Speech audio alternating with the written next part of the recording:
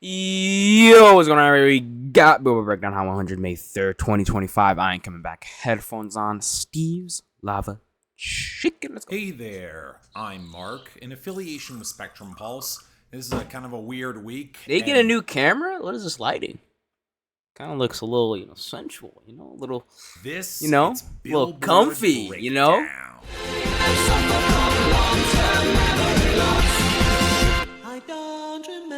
So we are well over halfway through this Billboard year based off the frankly stupid way Billboard demarcates its timetable. And I gotta ask, are folks really that impressed with what we got in 2025? No, we've had a hit drought, bro. It's actually been kind of sad.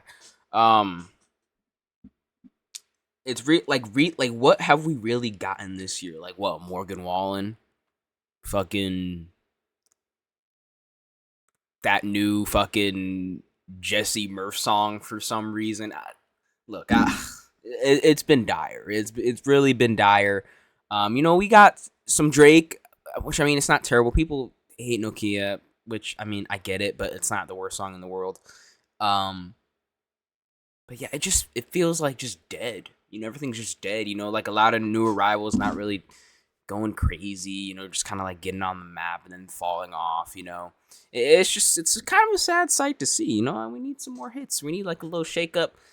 And the only way I think we could possibly get that shakeup is either another Drake album or a Taylor Swift album. Or, no, you know what? No, I'm wrong. The Morgan Wallen album is coming. That's going to shake shit up. But in a bad way. I meant more in a good way, Like at least Drake will have like some good songs hit the charts, right? At least, and Taylor Swift too. But like Morgan Wallen, like he's gonna shake it up, but like at what cost? You know what I'm saying? I sure as hell not. This year's felt painfully slow, and outside of rare exceptions like so many songs from G and X sticking around, it's also been pretty damn bad to boot for it. But what makes it worse is that I don't see the obvious rollout of anything to really shake things up in a good way, deliver something distinct or interesting. Good songs failing to get a lot of traction, bad songs somehow get more and stick around. So when we get a week that feels otherwise kind of normal, the overarching trends of the year make it hard to get that excited, even if you might want to. And part of the evidence of that comes in our top 10, where for another week, Luther by Kendrick Lamar and I think there's a problem. There's a problem that's happening and no one's really talking about it. Like, there are songs in the top 10 right now that have been here for more than 6 months. And that is something that should not happen. Like, let's be honest. That is something that should not happen. But, like, the question is, how can you stop that, right? When a song is so dominant, you can't just ignore how dominant it is, right? Like, Lose Control, a bar song, Beautiful Things, fuck it, throw Billie Eilish in there, Birds of a Feather, like, even Luther, I like Luther, it's kind of getting to a point, though, You know what I'm saying? It's kind of getting to a point, and including all those songs too, it's really getting to a point. We're already at the point. Why is Lose Control and fucking Benson Boone still in the top 10? I genuinely don't get it. It's like it's genuinely like just so confusing and so annoying to have to just sit here and be like, Benson Boone has gone up 2 places to number 8, and fucking Lose Control has gone to number 5, and somehow Bar Song is back in the top 3. Like, what? Like, what the fuck am I even, like, what's the fucking point of this shit? You know what I'm saying? Like, it's just so stupid. Like, those songs need to go. They need to go. Those songs aren't even the worst songs in the world, but it feels like they are now because they've been in the top 10 for so long, not letting anybody have any fucking oxygen, letting them come up to the top 10. Like, it's just like been like just increased dominance, just crazy dominance for months and months and months, and it's so fucking boring. It's the most boring shit ever, honestly. And even, there's some new songs that, look, Morgan Wallen is shit, right? But at least I'm the Problem, like, that's a shit song, but that's something new. You know what I'm saying? I'd rather listen to I'm the Problem than fucking a bar song for the 7 trillionth time. You know what I'm saying? Like, it's just annoying, bro. It's just boring and annoying at the same time, really. And there are definitely cracks in its foundation. Like, Billboard really needs to do something. I genuinely, like, I don't know what they could do, though. Like, these songs are just so, Like, they need to switch up some metrics or something to, like, either nerf radio or, like, just configure other metrics to where they're not, like, as OP for some certain songs. Because those... but then the thing is like, some of these songs, like, even Lose Control and, like, Beautiful Things, those are getting streams and radio. So what the fuck can you even do? Leveling off, and it lost the top spot on streaming. But this feels like it's just so boring. It's the most boring shit to ever see, crossover, honestly, rather than the quality of the song itself. Continuing a metaphor from a colleague of mine, if GNX is Kendrick Lamar's Born in the USA, Luther is his Dancing in the Dark. But hey, it held over Die With a Smile by Lady Gaga and Bruno Mars rather comfortably. Better sales, but the gap on radio and streaming is going to keep it at number 2. What has more of a shot to take the top spot is... Oh yeah, I forgot about this song. Okay, Warren. this is the most forgettable song of all time. Like, when I think of the charts, I always forget that this song exists. Anybody else? Number 3. It took the top spot on streaming. The radio This push is going crazy there, globally, too. This is going to hit number 100%. That the radio is going to keep around forever. I can imagine it's going to get to the top and potentially stay there for a while. And it managed to muscle back Nokia by Drake to number 4, which lost streaming traction, and while it's making radio inroads, certainly not fast enough to get back close to the top. And it wasn't enough to hold over a Barcelona Tipsy. Like, why? Like, why is this still here? Why? This song, it needs to go. Like, it had its run. Like, we're just dragging it at this point, bro. At number 5, which is losing radio, but maintains just enough streaming to keep a margin over Pink Pony Club by Chappell Roan at number 6, which is painfully close behind. How long has Pink Pony Club been in? I don't even remember at this point. It's been so long. Even if those sales are in her favor. Then we got I'm the Problem by Morgan Wallen at number 7. Saw big streaming gains, but I think it might have reached its ceiling given that Nashville hasn't shifted for radio crossover. It's really weird. Why is this the big single but it just nudged over a new Morgan Wallen? I don't understand why. I Ain't Coming Back by Morgan Wallen featuring Post Malone at number 8. Where a favor's getting returned with big. Can't wait for that Tate McRae collab to come out. Although with I Had Some Help still in circulation, I don't know if it's gonna have the same momentum until the album bomb hits proper. It was enough to push back Lose Control by Teddy Swims to number 9 though, although I'd chalk some of that up to streaming and radio losses. Folks might be finally getting rid of this. Bro, it should have been gone like 5 months ago. Right, oh my god. Number 10, which is also losing in all channels. This should have been gone. This should have never been here. That takes us to our losers and our dropouts, and it's hard to feel like there's that many in the latter group that'll wind up mattering down the line. Evil Jordan by Playboy Carti fell well short of any year-end list, and damn, really? Saria by Raul Alejandro and Bad Bunny will likely be in the same straits. Speaking of Playboy Carti, when we get to our losers, Rather Lie with The Weeknd also isn't sticking. Has any Carti songs like been shipped to radio? Like Caramel by Sleep Token at 100, End of the World by Miley Cyrus at 88. So it's like, I don't know. Is radio like open to playing Carti? 61. Yikes. Then we got the expected Give her collapse shit. for Sorry. Friends Like That by John Morgan featuring Jason Aldean at 68. Never seemed to have that much momentum outside of Nashville. And a couple songs from Selena Gomez and Benny Blanco seeing losses like Hoyos Tristes with the Marias at 76 and Call Me When You Break Up with Gracie Abrams at 90. Finally, well, Gimme a Hug by Drake is now imploding at 86, and Chest Pain I Love by Malcolm Todd is mercifully getting choked back at 93. Thank the higher powers for small blessings, I guess. Yeah, I like that song though. And given we have no returns this week, let's work our way through the limited games that seem to be kind of most overshadowed by the nauseating blue strips. Oh my god. Why? 35. Why? Bro, this song on Spotify is like going crazy. I think it's in the top like 10 right now, like streaming Spotify. Why? Like, I literally talked about this. I mentioned it earlier because I was confused.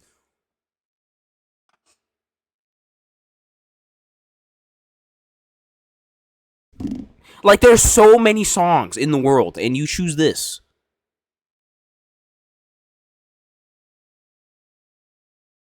Like, oh my god. Like, who went into 2025 when it was like, yeah, I think Jesse Murph's gonna get a fucking top 20 hit in this year. I think that's pretty probable. Like, nobody said that. Like, that's just not. Oh my god. The charts are like, it's a disaster. It's a natural disaster.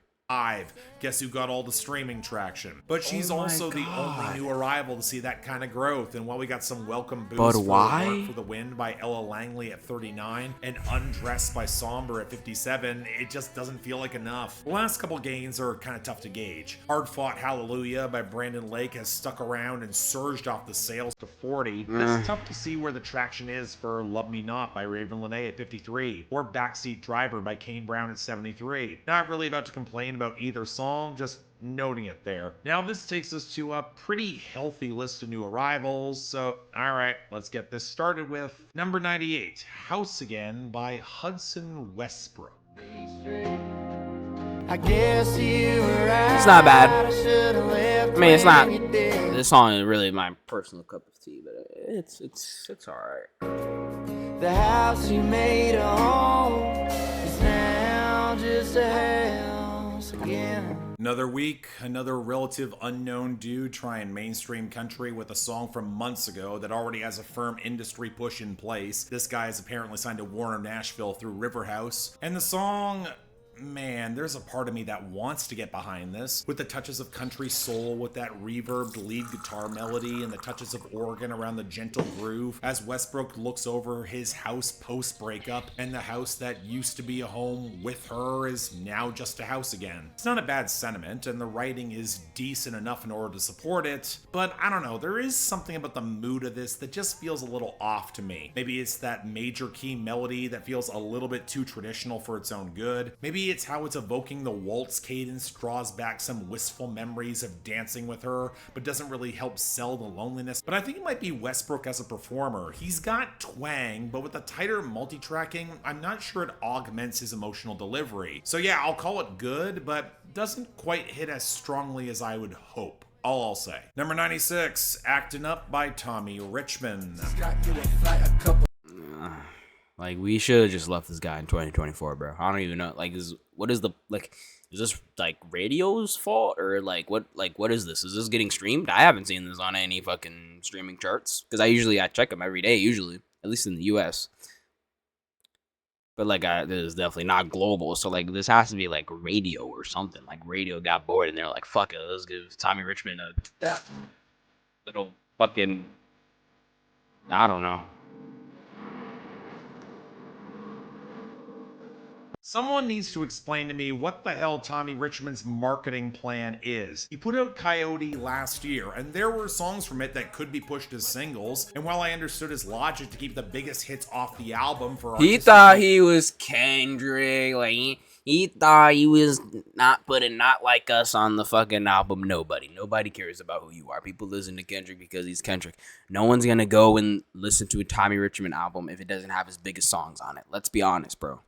cohesion. Instead of pushing anything from the album, we got a new single, and that's a really bad idea, because Actin' Up feels like the hip-hop swerve to try to recapture the street cred he barely had, and it's a total mess. For one, the production's a disaster. The piano around the rinky-dink steel drums that get suffocated by the trap beat and a lumbering bass that's clipping the mix, and that's more the weedy synths try to cut in around it. That's what you get when you sample goddamn Soulja Boy, and it's barely supporting Tommy Richmond leeching all the energy and flair off his delivery. You had a semi-unique stylism. Why the hell are you doing this bargain barrel SoundCloud era mix doing a Yo Gotti interpolation? Now when we get to the content, where this is a post-breakup kiss-off where he's trying to be happy with this new girl, but even she doesn't seem to be paying him as much attention as he'd like, the more sour, abrasive tone in the production could make sense, but there's barely any focus to the venom, and Tommy Richmond's heart does not sound in it. You could have pushed Letterman, dude, not this dated flip that doesn't have the energy or refinement to land well. So yeah, not good. Big swing and a miss. Skip it. Number 95, Party For You by Charlie XCX.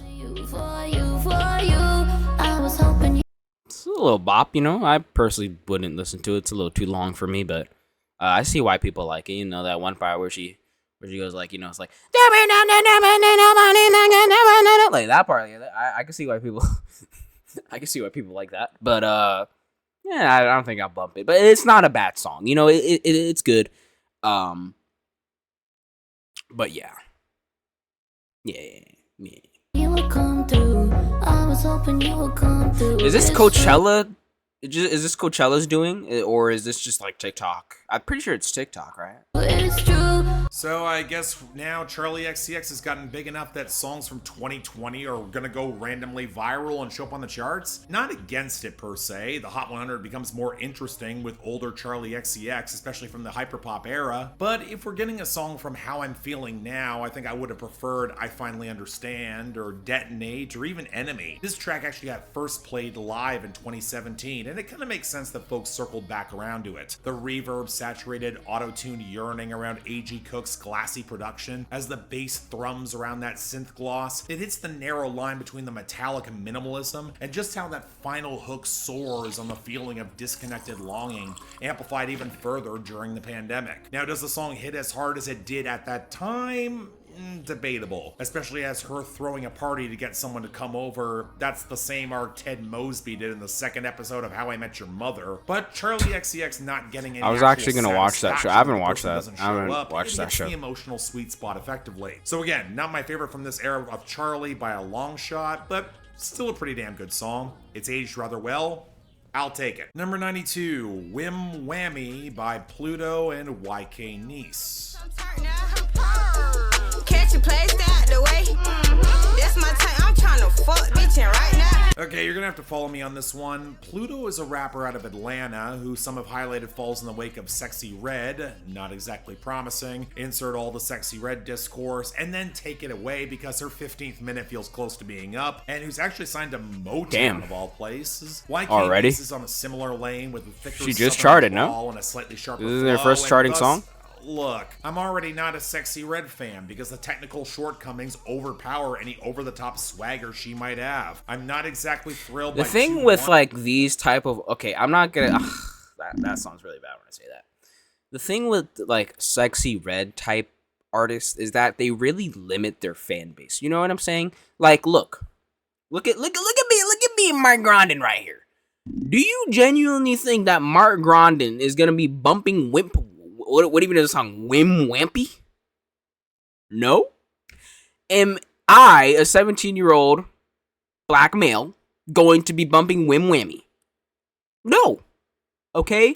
These songs, these type of Sexy Red, ratchet ghetto songs, like, I'm not against them. Obviously, like, everybody has their own, like, shit that they like, right?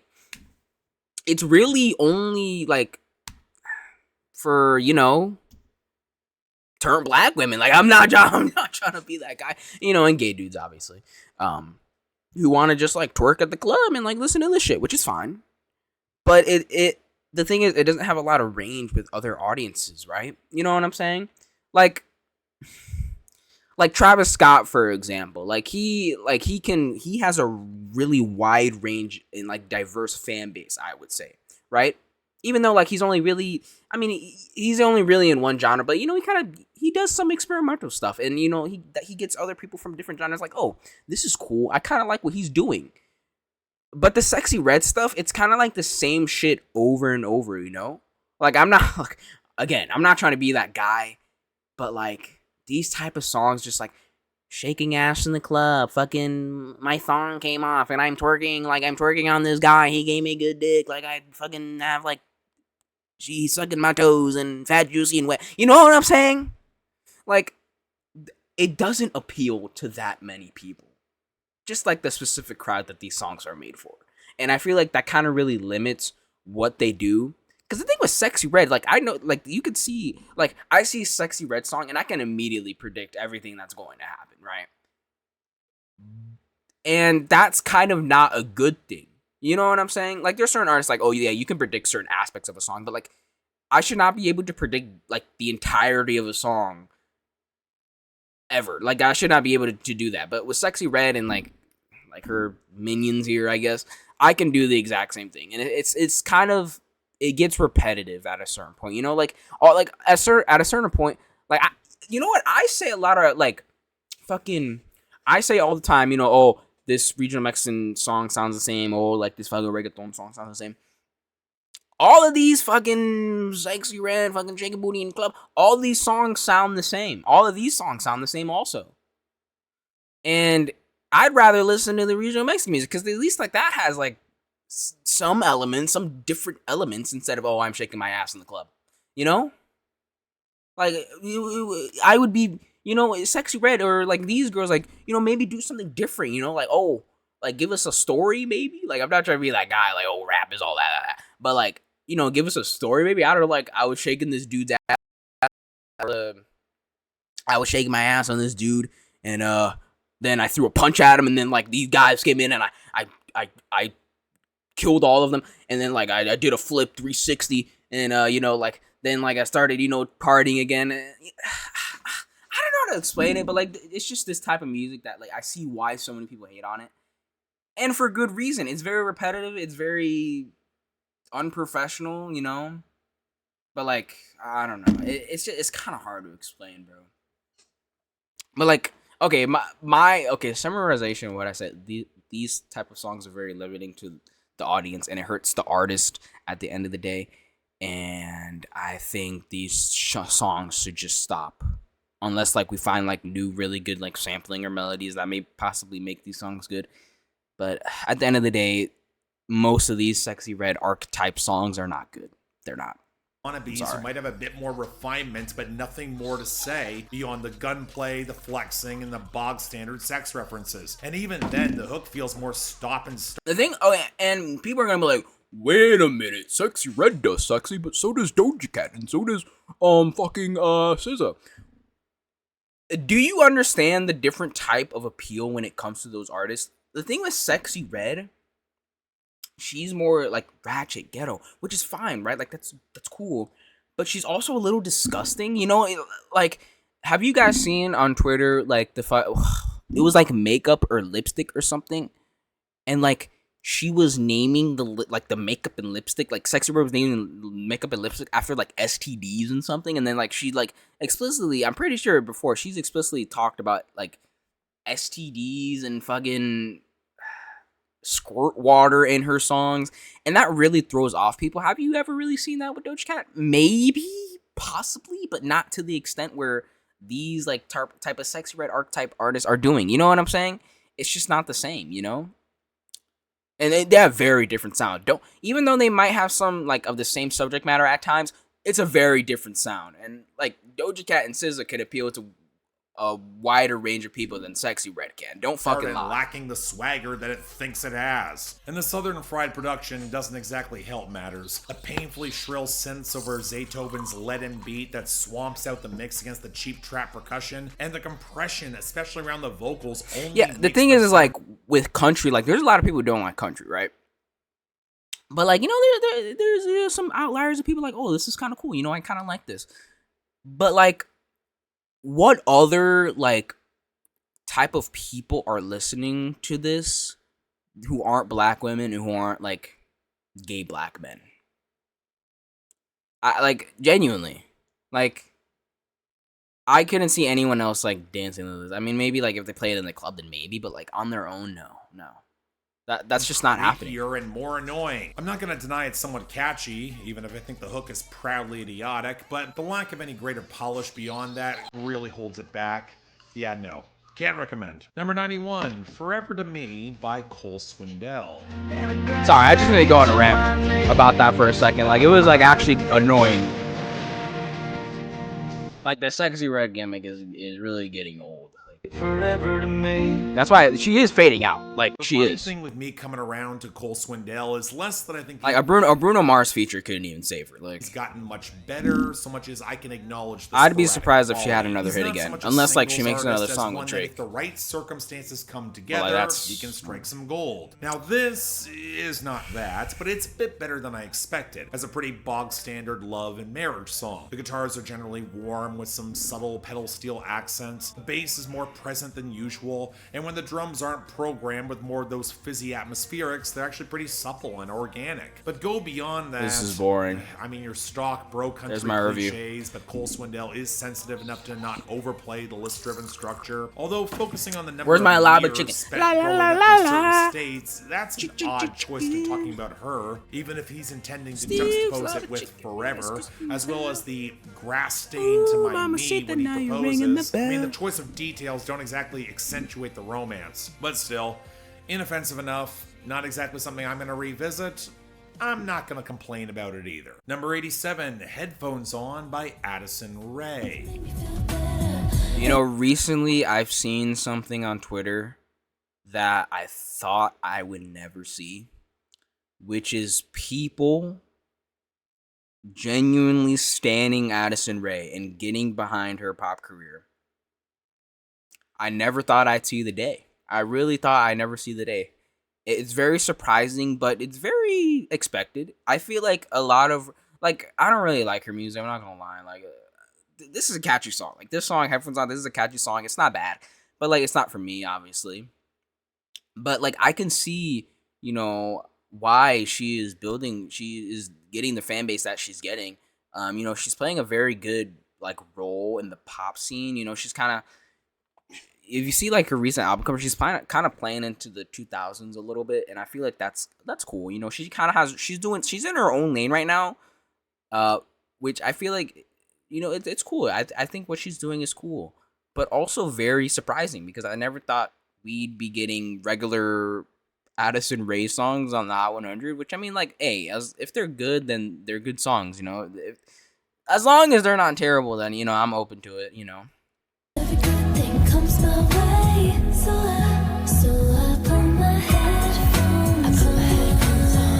But like when I say standing, I'm saying like standing. Like, we're comparing fucking Addison Rae to Ariana and Sabrina. Like, we're getting into that territory, and I find that very surprising and honestly very disrespectful. But listen to my favorites. Never thought I'd see the day. I think my big issue with Addison Rae is I don't really hear what makes her special outside of the celebrity. I said it with Diet Pepsi. Give that song to anyone else and tidy up some of the tinny mastering, and you'll wind up with more personality, especially when she's wrapped in that thick cushion of baby-voiced overdubs. Now, to her credit, Headphones On is considerably better, mostly courtesy of the swaggering bass and the throwback percussion, and it sounds closer to New Jack's swing of all things, as the waves of warbling synth, the bells, and the strings supplement the breathy overdubs and make it feel modern. It's kind of an interesting balance between something that's trying to sound gently breezy with some swing, balanced out with elegant poise, where the most obvious comparison now might be Janet Jackson doing a bit of trip hop in the mid-90s, and that certainly feels a bit more unique. But then we get to the lyrics, where she's talking about accepting the pain, just finding a way to put on makeup, have a cigarette, let your hair down, put your headphones on, just tunnel through it. And I wish I had a better feel for the stakes. She talks about her parents' divorce and being jealous of this new it girl, but around it are a lot of thin platitudes, and if you're trying to sell me on unique personality, not sure that helps. But anyway, that groove is pretty terrific. Yeah, I can't really get a personality out of her. Lane, Addison Rae did deliver, so yeah, really good song. I'll give her this one. Number 78, Steve's Lava Chicken by Jack Black. I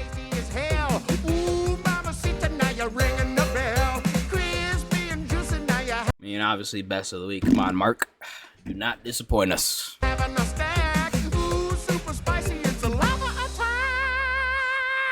Alright, confession time. I never got into Minecraft, either playing it or watching creators in that space. You should be ashamed. At a time when I wasn't gaming a lot, I didn't have a lot of interest in sinking hundreds of hours into it. And while I'm very much aware of how huge it is, it certainly wasn't going to be enough for me to seek out the biggest branded family movie tie-in that looked mediocre at best. And thus, out of that, and a meme that triggered so many theaters to be wrecked by audiences who should be banned from cinema until they can behave themselves, we got the new... I have still not seen the Minecraft movie, which is very, like, I really need to go see it. I don't even, is it even still in theaters? I think I'm gonna wait till, I'm probably gonna fucking watch, when it comes on DVD, there's gonna be, like, some reactor who watches it, and then I'll just watch it with them, because I don't feel like watching the movie by myself, I'm sorry. Look, man, people who take the Minecraft movie seriously, I think it's just kind of like, I don't know. You're kind of taking the fun out of it. You know what I'm saying? Like, it's going to be a shit movie, 100%. But, like, I feel you shouldn't, like, take it seriously. It's just stupid. It's dumb. And all those videos of people throwing popcorn and destroying movie theaters are probably the funniest thing I've ever seen in my entire life. But also those people, I agree, are grinded. Those people destroy the theaters, like, should be banned 100%. But some of the most funniest videos I've seen are just people absolutely going crazy. I'm sorry, like, it's actually kind of hilarious. It was Jack Black joke song, and look, it's barely even a song. It's Jack Black doing his goofy voice over a canned drum machine and synth bell with a single guitar flourish to finish it off. It's better suited as a jingle. Quite frankly, I'm shocked. It really is a jingle. Billboard let it chart at all, given that it's just over 30 seconds. Maybe they're counting the elongated version that's just over a minute long with more ad-libs and punchier drums, but either way, yeah, no. This is a reference pretending to be a joke in a silly voice. We don't have to dignify it. Number 72, Your Way's Better by Forrest Frank. Now, look, I'm not proud to say, but I used to listen to this guy. This guy had a song in 2019, and I would play the fuck out of that song. What's it called?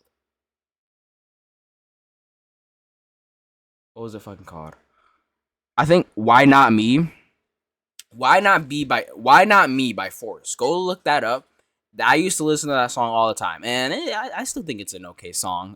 I wouldn't really listen to it now, but him pivoting to like Christian music and me like listening to that song he made in 2019, it's like, yeah, that makes a lot of sense. And I know this is one of the guys who did Sunday Best. Look, you guys hate on Sunday Best. I don't think Sunday Best is that bad. I think it's a pretty catchy tune. I think it's pretty nice. I don't really care for it. I don't really listen to it a lot, but I don't think it's like as horrible as people are saying it is. But this song, I mean, honestly, it just kind of sounds like the song that I was listening to in 2019, but like just more religious. Just to find out your ways better. And speaking of things I don't want to dignify, the story behind this guy is somehow even worse. So y'all remember that execrable garbage song Sunday Best from Surfaces back in 2020? The sort of quasi-ironic forced smile mashed into pop trap that's one of the worst hits of the 2020s so far. Damn, well, this really? guy's half of that duo, and in recent years he's become more known as a Christian still don't rapper backed up by see the hate for that projects song. on a joint deal with Warner. Apparently, Elliot Grange, son of the notorious industry executive Lucian Grange, is responsible for pushing this dude. If you want an idea of what Elliot Grange is back before, you see names like Artemis, Ice Spice, and Tekashi 6ix9ine. In any case, Forrest Frank has pushed that out roster a lot is of albums since getting signed. very with unfortunate. this as his self-produced lead single from his 8th studio album, and it Damn. caught fire on TikTok. And you know what, I'll give him a bit of credit. When he was singing against the spare piano chords about feeling lost and trying to find a way forward, wasn't my thing. I at least understood the appeal, and then the pianos got staccato alongside the trap percussion, and the flow got more choppy and nasal as he tries to sell that Jesus's way is better, and that any attempted reverence just evaporates, even as he tries to bring in the marching band snare and the strings and the underpowered gospel choir. And it's the delivery that kills me here. There's no humility. Forrest Frank's flat, snotty drawl can't sell sincerity or joy, even when he tries to go into the falsetto, so it comes across smug and self-serving with the most painfully weak key change I've heard in a long time. He said he searched the world till his head hurt. Doesn't feel much like a religious... This kind of reminds me, like, is AJR ever going to release music again? Because I kind of, the thing with AJR is they had some bangers. Yeah, no, don't immediately shoot me in the head. They had some bangers, okay? I liked Bang. I thought Bang was a cool song. Look, that song is corny as fuck. Bang is corny as fuck. It kind of went hard though. I can't lie. When is AJR coming back? Like, all right, like we get rid of these guys. Just bring back AJR. Like, struggle so much as a minor. They can fulfill the corniness role on the Hot 100. I'm not gonna say it's the worst thing I've heard this year, but it just offends me on a base level. We can all do better than this. Let's move on. Number 71, Happened to Me by Russell Dickerson. Don't even know she about to wreck someone, and boys, I'm in trouble now. Ain't even trying to get out. So come on back. It's kind of more rock. Down, yeah. So the buzz I was hearing around this song was mixed, to say the least. A lot of shrugs, but more than a few were saying that Russell Dickerson actually made something of quality. And that had me very skeptical, because I don't think I've covered a single song I've outright liked from him. And I can't say this reaches that tier either. The hook is in the grand tradition of swiping an interpolation from a much better song, that being Girls Just Want to Have Fun by Cyndi Lauper, but I could swear the verse melody keeps trying to evoke her song time after time, and it gets distracting when you consider otherwise how overblown this is, with the squealing guitar lead splashing against the flashy 80s synthesizers, the drum machines where it's all compressed into slurry, alongside the over-polished main vocal line. And man, this is a song that is crying out for a singer with more intensity and verve than Russell Dickerson. He's a lodestone dragging this down. And given that this is a track about getting swept up in the wake of this wild girl as she's trying to cut loose post-breakup and have him fall for her in the meantime, just not matching This the energy visualizer is a sucks total booty misstep. cheeks. But then it clicked for me. This really wants to be Shut Up and Dance by Walk the Moon. And once I heard that, Oh, low key, I hear it. Damn. Yeah. comparison, Pretty nothing here much. remotely measures up to the groove and kinetic flair of one of the most infectious indie rock songs of the 2010s. Certainly not from Russell Dickerson of all people. So yeah, not as bad as he's been in the past, so I'm willing to call it an ambitious misfire than an outright failure, but it is still a misfire.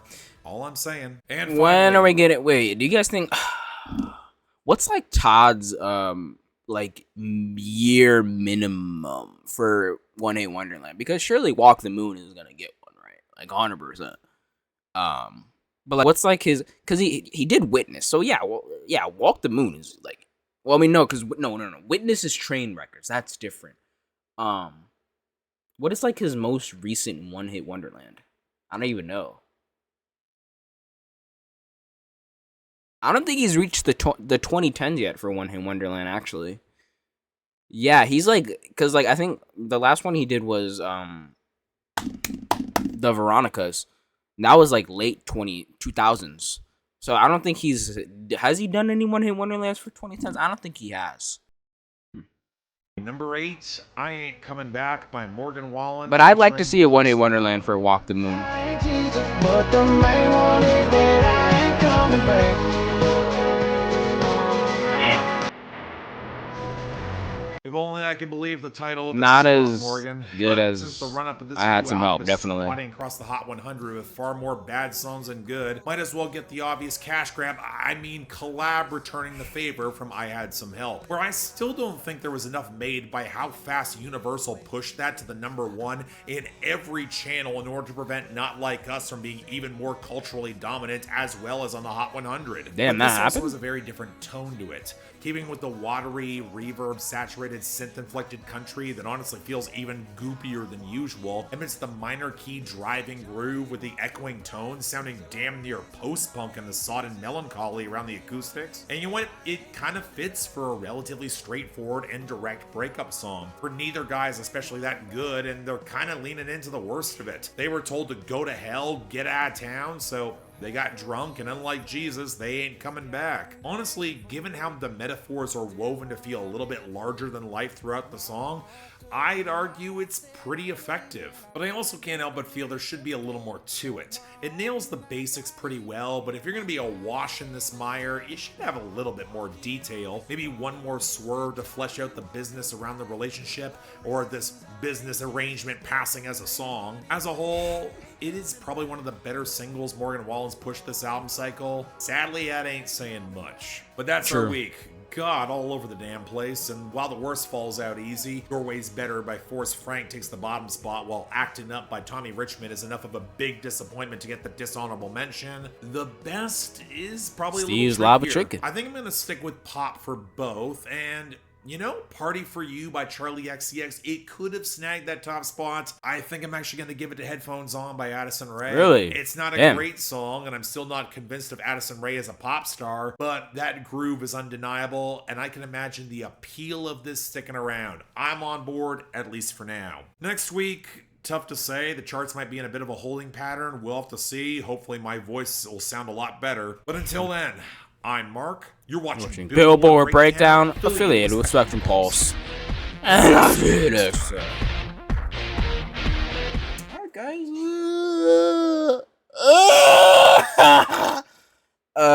Sorry. Had to hit a little bit of a stretch there. What do you guys think of the new arrivals? I mean, obviously, Steve's Lab Chicken should have taken the best of the week spot. I mean, that's pretty obvious. What would be the best of the week for me? Unironically, maybe Party for You would probably be my favorite this week. Yeah. Probably Party for You. Worst? I don't know. I don't really hate many of these songs that were on here, so I don't know. I'm not gonna tell you. Alright, guys. Make sure to subscribe to Billboard Breakdown. Go subscribe to Spectrum Pulse. Go follow my Twitter. Subscribe to this channel. Subscribe to my second channel. Goodbye.